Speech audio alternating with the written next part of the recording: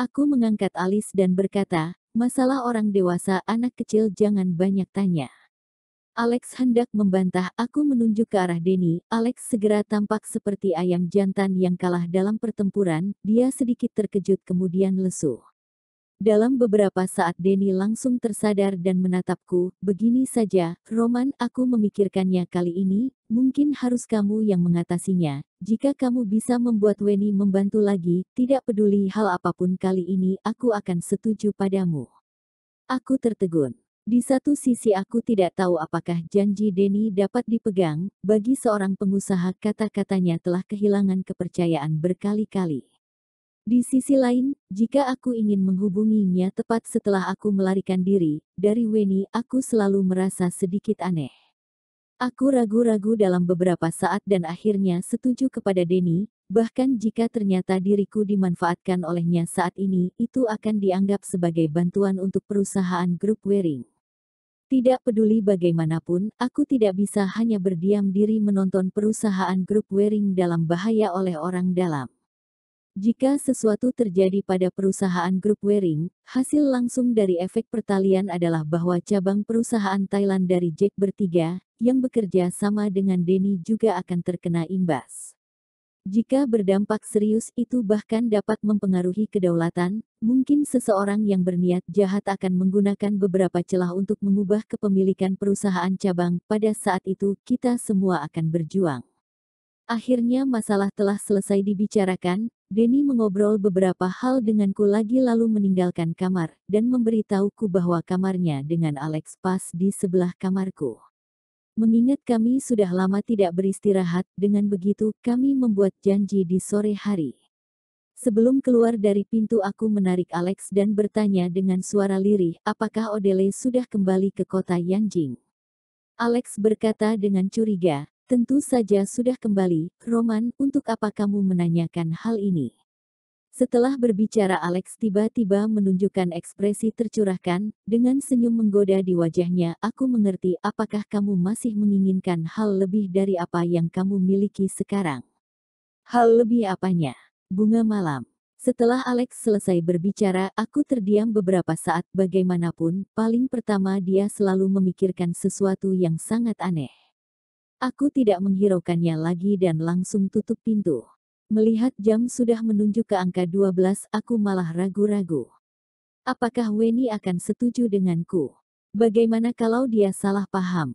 Tetapi aku bahkan tidak dapat mengatakannya secara langsung. Jika aku memilih untuk berbicara secara terus terang, aku khawatir Weni akan semakin terluka, dan berpikir bahwa aku adalah orang yang mencarinya pas butuh, dan menjauhinya karena tidak bisa kumanfaatkan. Tetapi jika aku meminta bantuan Weni dengan cara keluarga baik, cepat atau lambat masalah ini akan merambat ke telinga Elina. Meski Elina tidak peduli, takutnya keluarga baik tidak akan setuju, terutama Kari dan yang lainnya. Dia selalu menentang hubunganku dengan Elina. Dengan kesempatan ini, dia pasti akan menjatuhkanku tanpa ragu-ragu. Aku memegang kepala dan merasakan sakit kepala. Sampai tengah malam aku baru bisa tertidur. Hari berikutnya aku bangun lebih selang, ketika bangun sinar mentari Shanghai telah menembus jendela dan menyinariku. Aku melihat jam sudah hampir jam 11, aku segera bangun dan mandi. Ketika keluar pintu aku langsung melihat seorang pelayan. Aku masih terheran-heran, pelayan itu menundukkan kepalanya dengan hormat dan berkata, Tuan, seorang tuan bernama Denny memintaku untuk menunggu di sini, dia memintaku untuk menyampaikan pesan ketika kamu keluar, setelah kamu keluar pergilah ke kantor, untuk lebih lengkapnya temui dia. Seketika aku mengerti apa yang dimaksudkan oleh Denny, dia dan Alex telah bangun sejak awal. Mereka tidak membangunkanku karena melihat diriku masih sedang tertidur pulas. Mereka hanya menyuruh seorang pelayan untuk mengingatiku dari luar kalau hari ini akan menghadiri sebuah rapat di perusahaan nasional. Aku mengucapkan terima kasih kepada pelayan itu. Aku pun segera berlari ke bawah untuk memesan taksi dan bergegas ke perusahaan nasional yang pernah aku kunjungi pada 3 bulan yang lalu. dalam perjalanan aku merasa sangat ragu, namun pada akhirnya aku pun mengirimkan sebuah pesan singkat kepada Weni dan berkata kepadanya kalau aku sedang di dalam perjalanan menuju perusahaan nasional. Awalnya aku mengira kalau Weni akan merasa marah, aku tidak menyangka kalau Weni membalas pesanku dengan cepat, aku akan segera tiba. Setelah melihat balasan pesan Weni, aku malah merasa sedikit tidak tenang di dalam hatiku. Setelah berpikir beberapa saat, aku mengirimkan sebuah pesan-pesan lucu kepadanya. Kamu merupakan seorang CEO dari sebuah perusahaan, kenapa kamu terlihat begitu santai setiap harinya? Aku bukan terlihat santai, aku tahu apa yang seharusnya aku lakukan dan aku tidak ingin meninggalkan penyesalan pada diriku sendiri saja. Setiap perkataannya itu seperti terdengar langsung dari mulutnya. Seketika aku teringat akan obrolanku dengan Weni di bar waktu itu. Weni berkata kepadaku dengan serius kalau dia tidak ingin meninggalkan penyesalan apapun dalam dirinya. Oleh karena itu, dia akan berusaha untuk menggapai semua hal yang Is harapkan. Namun semua itu kosong, waktu berlalu begitu cepat, aku pun telah tiba di perusahaan nasional. Denny sepertinya sedang menungguku di ruang tamu perusahaan itu dan Alex menjemputku di depan perusahaan. Melihat aku turun sendirian dari dalam mobil, Alex menatapku dengan tatapan yang aneh dan bertanya, "Roman, kenapa Weni tidak datang bersamamu?" Aku lalu berkata dengan nada yang buruk, aku tidak mengatakan ini kepadanya. Aku tidak percaya kalau kita tidak bisa mendapatkan bisnis ini tanpa dia. Ekspresi Alex juga terlihat murung. Is lalu berkata, "Roman, apakah kamu tidak tahu? Kita sepertinya tidak bisa mendapatkan bisnis ini tanpa adanya Weni. Kenapa?" Tanyaku dengan penasaran. "Kamu tidak tahu, ketika aku dan Denny masuk ke dalam ruang tamu, resepsionis membantu kami untuk menelepon Hardianto. Tidak disangka, Hardianto langsung berkata kalau dirinya sedang sibuk dan tidak bisa menjumpai kami," kata Alex dengan marah. "Lihatlah seberapa sombongnya dia."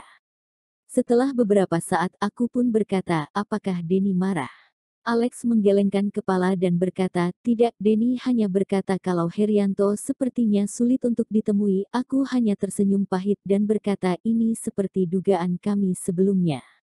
Herianto tidaklah sederhana dan dia hanya datang karena Weni saja. Mungkin dia telah mengetahui segala hal yang menimpa perusahaan grup Waring dan meminjam kesempatan ini untuk mengancam kita. Hanya saja kita juga tidak bisa melakukan apa-apa dan hanya bisa menerima semua ini."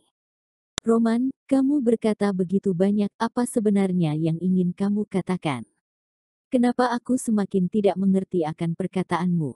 Hingga sekarang Alex masih belum mengerti akan maksudku. Untuk beberapa saat dia terlihat sangat serius dan untuk beberapa saat lagi dia terlihat seperti sedang berusaha untuk berpikir. Namun pada akhirnya, dia tetap saja menggelengkan kepalanya dan bertanya kepadaku. Aku berkata, "Lihatlah, kejadian yang menimpa perusahaan grup Waring telah diketahui oleh Herianto. Herianto tahu bahwa perjanjian kerja sama kita adalah kunci terpenting, oleh karena itu, kita pastilah akan memohon padanya. Jika dia tidak mengetahuinya juga tidak apa-apa, tetapi jika dia mengetahuinya, dia tidak akan menyia-nyiakan kesempatan ini begitu saja." Herianto merupakan orang terlihat jujur, tetapi dia melakukan itu hanya karena Weni. Sebenarnya orang yang bisa mencapai posisi seperti dirinya merupakan orang-orang yang licik, bukan? Setelah mengatakan itu, aku memandang ke jalan raya dan masih belum terlihat kedatangan mobil Weni. Aku kembali berkata, "Waktu itu, Herianto telah membuat Weni berhutang budi kepadanya. Kali ini kita datang untuk memohon kepadanya dan dia mengabaikan kita. Sebagai seorang pengusaha, Herianto tidak akan melewatkan kesempatan bagi Weni untuk kembali berhutang budi padanya. Oleh karena itu, ini adalah alasan kenapa kita berdiri di sini hari ini." Tidak, Herianto sangatlah sombong. Jikalau dia memiliki pemikiran seperti itu, pastilah dia tidak akan menunjukkannya. Alex mulai mengerti maksudku dan dia menggelengkan kepala sebagai tanda tidak setuju atas perkataanku. Aku tersenyum dan kembali berkata, "Jika sekarang Herianto terlihat semakin sombong, berarti ini menandakan kalau dia menginginkan Weni untuk datang berbincang dengannya. Jika kita tidak mengerti apa yang sebenarnya diinginkan olehnya, kita pastilah tidak bisa berhasil bekerja sama dengannya meskipun menemuinya 10.000 kali." Setelah beberapa saat Alex pun menatapku dengan tatapan yang terkejut. Roman, kamu adalah orang yang hebat, tidak heran kalau Denny begitu memandang penting dirimu. Bagaimana kalau kamu datang ke perusahaan real estate Ansen untuk menjadi sekretarisku? Aku menjamin kamu akan hidup dengan santai ke depannya. Aku berkata, kamu berani melawan Denny. Jika dia mendengar perkataanmu tadi, kamu pastilah akan dihajar. Aku hanya bercanda saja, kita semua adalah sahabat, mengapa begitu serius? Kata Alex dengan canggung sambil meraba hidungnya, dia lalu menolehkan badannya dan berpura-pura melihat pemandangan di sana. Di saat ini, terdengar sebuah suara mesin mobil yang sangat cepat di perusahaan nasional ini. Orang yang berani berkendara seperti itu tidaklah banyak, namun Weni termasuk salah satunya. Seperti dugaanku, aku menatap ke arah datangnya mobil dan Weni sedang duduk di dalam mobil sambil tersenyum menatapku dan juga terlihat dua lesung pipinya yang dangkal itu. Setelah itu, mobil pun berhenti tepat di depanku dan kaca mobil itu dibuka secara perlahan. Weni lalu mengerutkan kening dan berkata, Roman, kenapa setiap kali kamu mengajakku berkencan, kamu selalu membawa galon minyak itu? Galon minyak. Aku dan Alex pun terbengong. Nona Weni yang cantik, apakah kamu sedang mengatai aku? Kata Alex dengan wajah yang tidak percaya sambil menunjuk dirinya sendiri. Weni menaikkan kedua alisnya yang cantik itu, tentu saja, kalau bukan mengatai kamu, berarti Roman. Ekspresi wajah Alex berubah seketika dan dia lalu menatapku dengan seram. Roman, kamu sangatlah tidak adil, kamu memiliki begitu banyak wanita yang bisa kamu rayu setiap harinya, suatu saat nanti, kamu pastilah akan menyesal. Setelah mengatakan itu, Alex lalu masuk ke dalam lobi perusahaan nasional dengan marah. Aku tersenyum dan berkata, lihatlah, kamu sudah membuatnya marah, apakah ada hal lain? Katakanlah, kali ini aku ingin memohon kepada Weni dan aku sangat senang karena dia telah datang, namun ketika dia tiba, dia langsung membuat Alex marah. Dia pastilah memiliki tujuan tersendiri ataupun dia ingin berbicara berdua denganku. Weni lalu berkata dengan nada yang buruk, aku hanya ingin berdua denganmu, kenapa? Tentu saja boleh, dengan senang hati aku menjawabnya dengan keberanianku. Setelah mengatakan itu, aku kembali bertanya, Nona Weni, apakah sekarang kita akan bertemu dengan Direktur Herianto di ruang tamu atau akan menunggu di sini terlebih dahulu? Mendengar perkataanku, Weni pun tertawa, dia lalu menatap ke arah jam tangan pada tangannya yang mulus itu dan berkata, sekarang Herianto belum selesai bekerja, kita boleh menemuinya ketika waktu makan selang seperti waktu itu. Setelah mengatakan itu, Weni pun menelepon Herianto dan berkata kalau dirinya sudah tiba. Dia tidak membuka speaker dan aku tidak bisa mendengar jelas apa yang dibincangkan mereka. Namun aku bisa mendengar kalau suara Herianto terdengar sangatlah senang melihat diriku yang berdiri di samping pintu mobil. Weni lalu menepuk kursi mobil yang ada di sampingnya dan berkata, bagaimana ganteng? Apakah kamu berminat untuk mencari angin bersamaku? Bagaimana aku berani menolak undangan dari Nona cantik? Kataku sambil bergegas masuk ke dalam mobil dan kini aku tidak lagi memiliki perasaan menahan diri seperti dulu lagi. Weni lalu berkata dengan aneh, Roman, apakah kamu tidak merasa khawatir? Khawatir? Apa yang perlu dikhawatirkan? Tertangkap di dalam mobil oleh pacarmu, Elina. Setelah mengatakan itu, Weni pun tertawa dan hal itu membuat diriku sedikit kebingungan. Aku lalu menggertakkan gigi dan berkata, suatu saat nanti, aku harus menghajar dirimu. Awalnya aku mengira kalau perkataanku ini bisa menjadi sebuah ancaman baginya. Tidak disangka wajah Weni malah memerah dan dia berkata dengan suara yang sangat manis, apakah benar? Bagaimana kalau kamu menghajarku sekarang saja? Roman, kaca mobilku ini tidaklah tembus pandang dan orang di luar sana tidak bisa melihatnya. Shit. Hatiku seketika berdegup kencang. 3 bulan tidak bertemu dan kini dia menjadi semakin hebat. Jikalau bukan karena aku telah tahu kalau dia tidak pernah berpacaran, aku bahkan mencurigai kalau dirinya pernah pergi untuk latihan bagaimana cara menggoda seorang pria. Pria mana yang bisa menahan diri melihat dia yang awalnya telah terlihat cantik itu dan ditambah lagi dengan ekspresinya yang seperti ini. Untungnya aku adalah pria yang bisa menahan hal itu, kalau tidak aku pastilah telah mabuk di dalam mobil ini. Weni berkata, ternyata Roman hanya memiliki keinginan dan tidak memiliki keberanian. Sayangnya aku telah memandang tinggi dirimu. Ekspresi wajahku berubah dan aku berkata, Weni, dulunya kamu tidak seperti ini. Oh ya, dulu. Bagaimana aku yang dulu? Kata Weni dengan ekspresi yang aneh sambil menatapku. Dulu kamu tidak sekotor ini, kamu bahkan berubah menjadi jahat hanya dalam waktu 3 bulan, kataku dengan datar.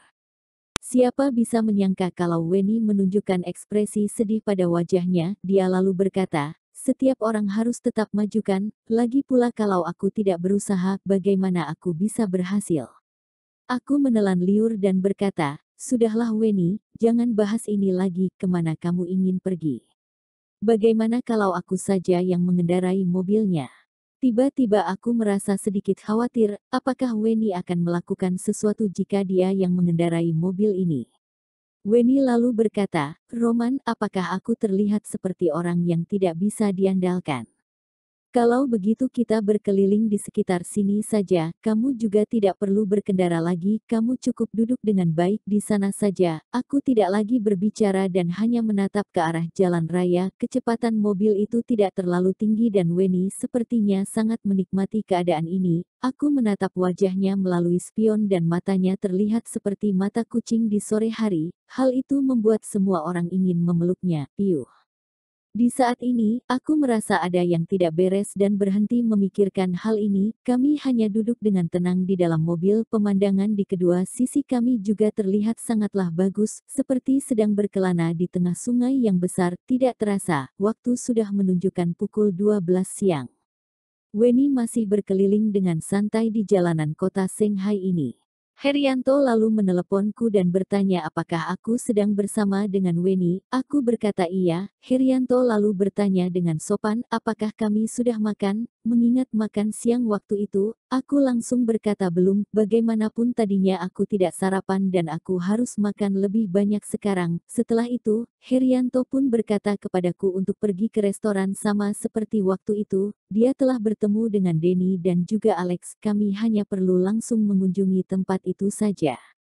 Weni juga telah mendengar isi percakapan kami dan langsung memutar balik dan menuju ke arah perusahaan Nasional. Setelah sampai di restoran itu, terdapat pelayan khusus yang akan membantu Weni untuk memberhentikan mobilnya di daerah parkir. Aku dan Weni pun berjalan memasuki restoran itu.